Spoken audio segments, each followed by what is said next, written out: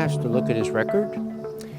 He has revealed many stories and been criticized for it. And then a few months later, it turns out the government has to admit, oh yes, Mr. Hersh had that correct.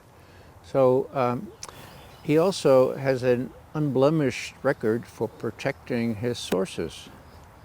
Seymour Hersh, for his part, has been very careful not to give information that would reveal the source.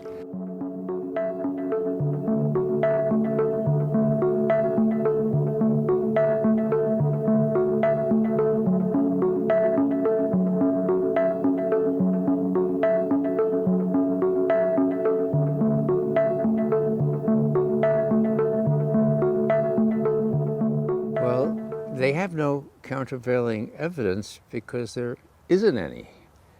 What there is, and Professor Jeffrey Sachs made this point clear, it's that Sweden knows every inch of that Baltic Sea surface near Sweden. They went down with their divers and with all their specialized equipment shortly after the blowing up of these pipelines and made an investigation.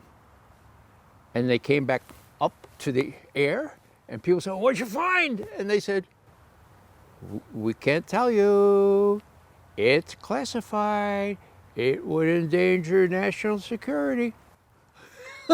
So, when we were at the UN, the Nordic people, the countries there, Denmark and Netherlands, I think, and even Germany, had issued a paper saying, "Look, we're going to continue the investigation that the Swedes did, and just leave it to us. We can do this thing, please. Just trust us." And of course, the Russian answer was, well, this is the UN Security Council. This was an act of war. Is it beyond the capability of the UN Security Council to investigate this in an independent investigation?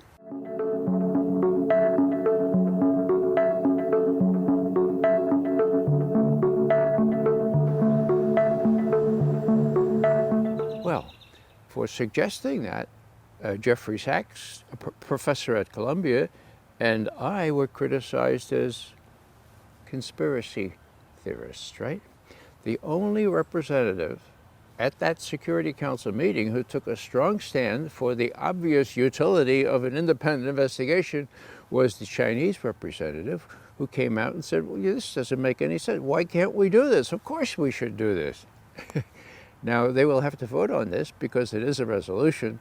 No one expects it to pass because the U.S. could veto it and get France and Britain to veto it too.